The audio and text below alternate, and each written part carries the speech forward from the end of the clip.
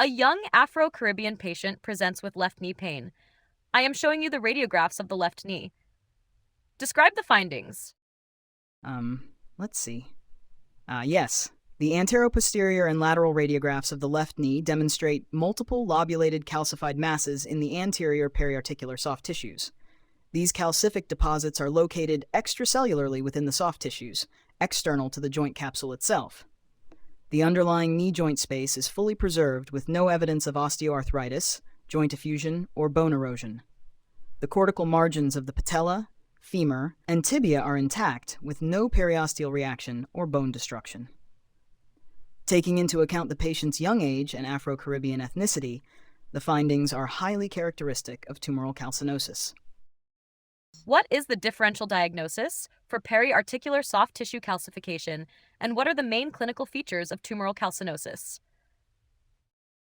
The differential diagnosis for periarticular calcification includes tumoral calcinosis, myositis ossificans, crystal arthropathy, scleroderma, dermatomyositis, synovial chondromatosis, and synovial sarcoma. Tumoral calcinosis is a rare hereditary condition characterized by large, progressively growing calcified masses located near major joints. It has a strong familial association, predominantly affecting young Black individuals, with the hips, elbows, and knees being the most common sites. Clinical symptoms include local discomfort, mass effect restricting range of motion, and potential skin ulceration with drainage of a chalky calcium-rich fluid.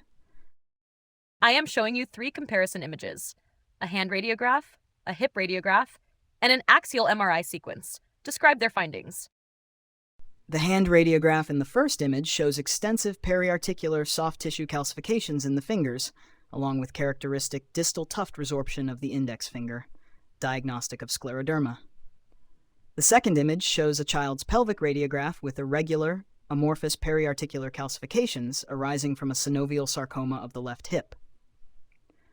The third image displays axial T1, T2, and fat-saturated MRI sequences of the same synovial sarcoma, demonstrating a well-defined soft tissue mass.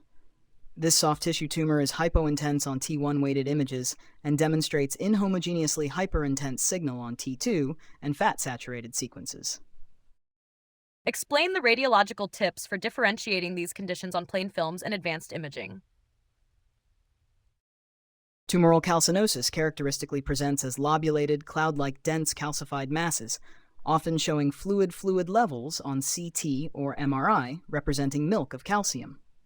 Myositis ossificans shows a characteristic zonal pattern of calcification with peripheral mature cortex and central immature osteoid, usually following trauma.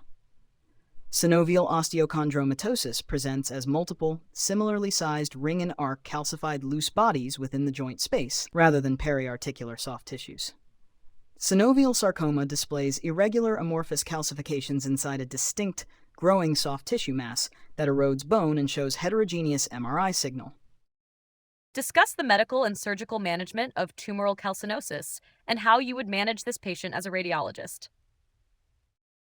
Medical management of primary hyperphosphatemic tumoral calcinosis involves phosphate-restricted diets and phosphate-binding agents. Surgical excision is indicated if the masses cause significant pain, limit joint movement, or lead to chronic skin ulceration.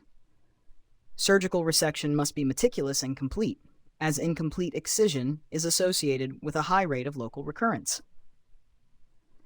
As a radiologist, I would recommend checking serum calcium, phosphate, and renal function, and suggest a non-contrast CT to look for diagnostic fluid levels.